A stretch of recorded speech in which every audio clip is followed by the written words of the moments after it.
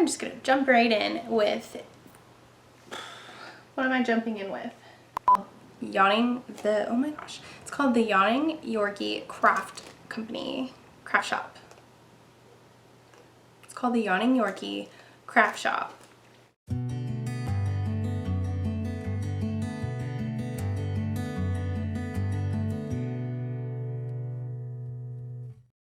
Hey guys, welcome to episode 18 of the Knit Now Swatch Later podcast. My name is Courtney and I'm coming to you from Pennsylvania, where I live with my husband, 2 dogs, and 2 cats. Today is Wednesday, June 24th.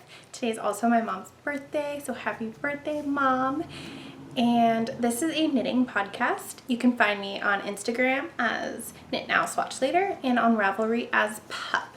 Today I have a ton of stuff to talk about. I have 2 finished objects. I have a new recording setup, and I have tons and tons of acquisitions. So I'm just gonna jump right in with finished objects, starting with my Pink Velvet by Andrea Mowry. This is a sweater that I have been working on for quite some time. I'll stand up so you guys can see it. So here it is in all of its glory. It has 2 sleeves. I finished off both sleeves and the body. The pink yarn is His Sister Yarn Company in the color Blossom on their Alon C base, and the gray is Cascade 220 in Indigo Heather. And this sweater is worked top down, and I knit it on ChowGoo circular needles, and I used my ChowGoo shorties to do the sleeves, and they worked up so fast, and I just cannot wait. I don't have finished object pictures of this yet, but I don't know. It's been pretty hot lately, so I don't know when the weather will be acceptable for that. But I would finish a sweater in the middle of June, so sometimes that's just the way it goes. But I do have a finished object, so that's what's important. Alright, so next up, I did finish my first pair of Summer Sock Camp socks. These are just vanilla socks. I cast on 72 stitches and knit 15 rows of 1 purl 1 ribbing, and just vanilla knitting the rest of the way through. I did try a new heel method, which is the shadow wrap heel. I don't know if you can see that, which I really enjoyed, and my husband likes the way that it fits, so yay. I'm so excited to have a heel that I don't absolutely hate knitting. So thank you again to Granually Mueller, I think is how you say that. If not, I'm so sorry that I butchered it, but I really appreciate that, and that is probably going to be my go-to heel from now on. Alright, so that was my first pair of socks for the Summer Sock Camp being hosted by Kay, who is the crazy sock lady. And I made those on 9-inch circular needles. I don't know if I said that, on a US size 1 2.25 needle, which is what I'm also doing for these. This is my second pair of Summer Sock Camp socks. These are hopefully going to be for me. Hopefully, we'll see. But yeah, so this is Hedgehog Fibers in her twist sock base, and the colorway is Malice. It's a very dark, like brownish color yarn with some jewel tones peeking through. I love the color. I wish it was picking up a little better, but it is a very, very dark yarn. So this is my progress so far. Here's what it looks like caked up. Super pretty colors, and I'm really loving working with it so far. So next up in my pumpkin project bag, which I sewed, I showed this a few episodes back. I'm using this to hold my current test knit, which is the Frida top by Kristen Finley. You can see it here. Alright, so it's kind of too big. So I finished the shoulders and the shoulder shaping, and now I am down into the body. This 0 stitch marker is marking where I was the last time I showed this on the podcast. So I have made a good bit of progress. I have about 5 inches done on the body, about 5 to go. And the really exciting part about this is that I met my goal that I set for myself in the last episode of this podcast. And if you remember, I wanted to get down to the body of this, and then I was going to cast on the Be Still. Oof. And then I was going to cast on the Be Still tee by Twin Stitches Designs, but I did get down to the body, but I have not cast that on yet because I really want to just finish this, get it off of my needles, and then I don't have to worry about it anymore. So I can't promise that I'll stick to that goal, but that's kind of where I'm at right now. So we shall see. And then I do have a sewing whip to show you guys today. And it's only a whip because it took me so long to get through the instructions for the pocket. So this is not a first time beginner pattern, but this is the women's cardigan by Life So Savory, and I will link to pattern in the show notes below. And I don't think I said, everything that I talk about in this episode will be linked in the description box below this video. So if you have any questions, check down there. And I also link to all of my Ravelry project pages and any of the shops that I talk about on the episode. So I finished, let's see, this side, this sleeve is done, and then I have this front section done, and then there is also a pocket because you can't, what's the point of a cardigan without pockets? I mean, come on. And then I have the back of it. So I really just need to duplicate this. This is really hard to show on the camera. I basically just need to sew on the other sleeve and install the pocket there. But I worked on this last weekend, and it took me like 2 hours to figure out what the pattern wanted me to do with the pocket, and I almost sewed it on backwards because the instructions just weren't very clear. So I like the pattern, I like the cardigan, but if you're not an experienced sewer, you probably wouldn't be able to figure out what she's asking you to do. So just a heads up on that. Moving into acquisitions, I have quite a few acquisitions sitting around me. It's actually kind of embarrassing how many things I've bought in the last 2 weeks, but here we go. So first up, I have 4 skeins of this gorgeous yarn from Dizzy Fibers. The camera is actually pulling it pretty well.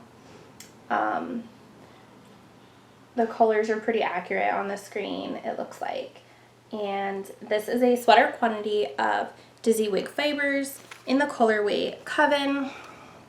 And it's just a pretty dark gray with pops of green and purple. All right, and then here's the tag and the color Coven. And I picked this up at my local yarn shop, which is Habitat's Wheel. And when I saw, she posted this on her Facebook, and I had to have it. I needed it. So I bought a sweater quantity, and I'm really hoping to cast on the Weekender Light by Andrea Mowry. I've had the Weekender sweater in my favorites on Ravelry for quite some time, but she recently released a fingering weight version of that sweater. So now I'm even more excited about it and really want to cast one on. So I have a sweater quantity for when I finish all the hundreds of other projects that I have, but it's here ready for me when I get to that point. Next up, for yarny acquisitions, I have this mug that is super cute. I picked it up at Hobby Lobby. It was on clearance for $1.50. So I got the last 2, one for me and one for my friend. And I also got these socks that my husband found, and I just thought were perfect. So, and these were also $1.50. Next up, I have these honeycomb stitch markers that are from A Lovely Homemade Life. And they're just little honeycombs. And then this one has a bee on it, so it's a little bit different so that you can use it as your beginning of round marker or what have you.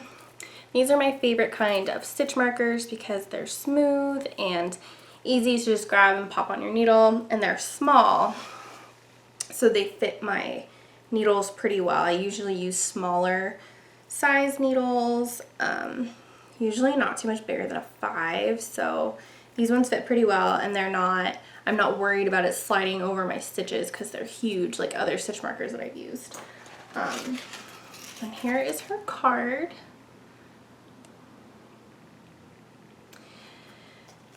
And then she also included this try it set. And I thought this was a super cute idea. It has all of these different stitch markers. So like this one is a progress keeper. It says just for you. This is another kind of like smooth stitch marker, but it has a charm on it. And then these are just kind of bigger versions of what I already use. So I thought that was really neat that she included that in my package. And then the last thing that I have for acquisitions is I finally got my summer sock camp pin. So I am really excited to put this on my sock bag.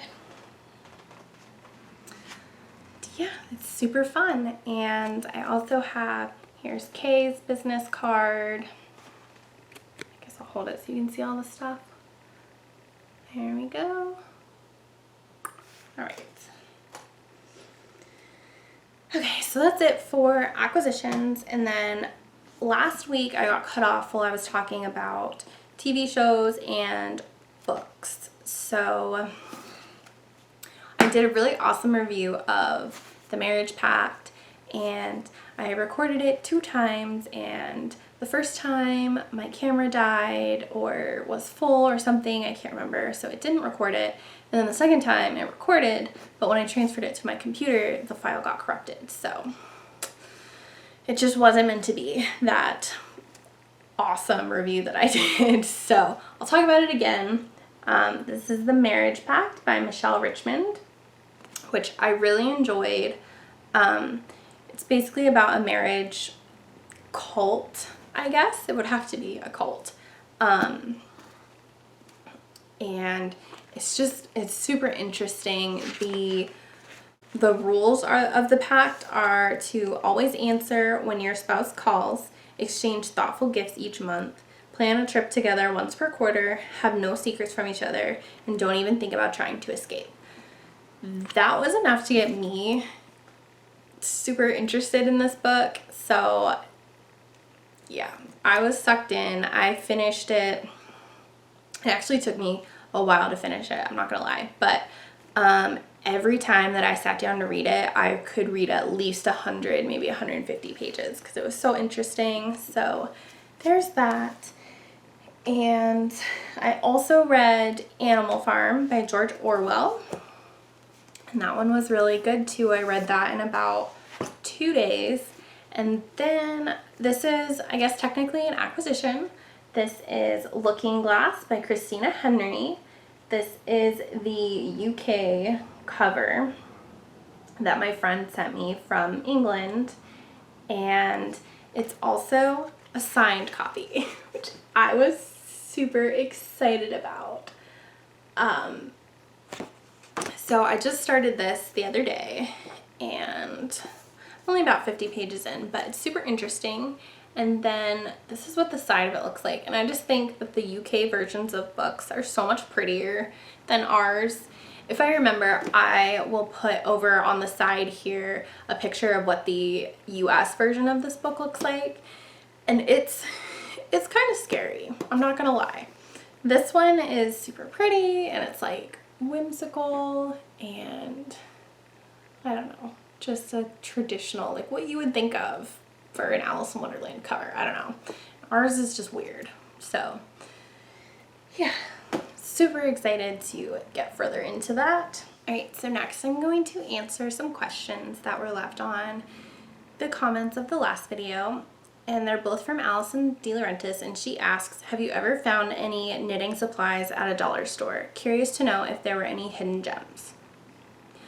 So I have found once, I found a bunch of bulky weight yarn that was actually pretty decent quality yarn at the dollar store.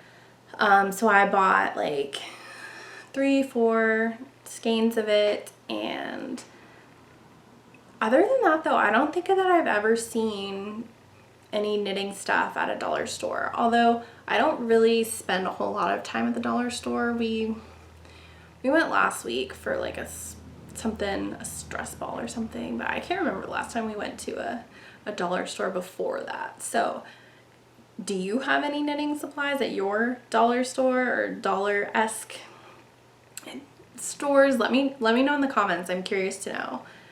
And then she also asks, if you could win a lifetime supply of yarn from one brand, which brand would you pick?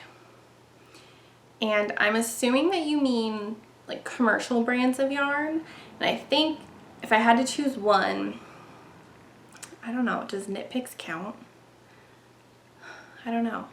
I think I would choose Lion Brand because that's what most of my stash already is, aside from hand-dyed yarn.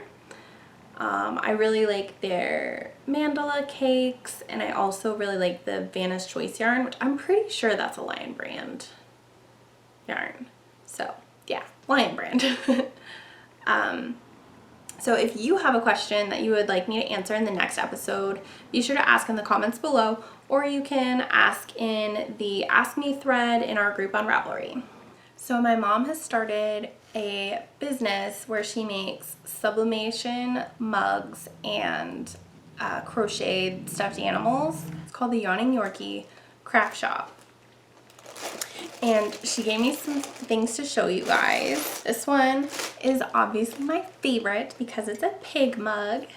So here are the cute little piggies. And then on the back it says, I love pigs. And then this one says, when someone told me I lived in a fantasy land, I nearly fell off my unicorn.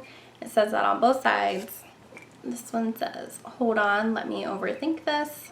And faith over fear. These are the mugs that I just showed you, are all 11-ounce mugs, and she also has 15-ounce. And then she has crocheted stuffed animals like this one. This one is the pink narwhal. He's just so cute. I have linked her shop in the comments below, and the reason I showed you guys all that stuff is because she has donated a mug for a giveaway that I am going to be hosting. I don't have the mug yet. She's making it especially for the podcast. Keep an eye on this channel for when I officially announce the giveaway, for instructions on how you can enter and what you will win. So that's pretty much everything that I have for today. So if you enjoyed this video, please be sure to like and subscribe to my channel. I share a new podcast every 2 weeks. So until next time, happy knitting. Bye.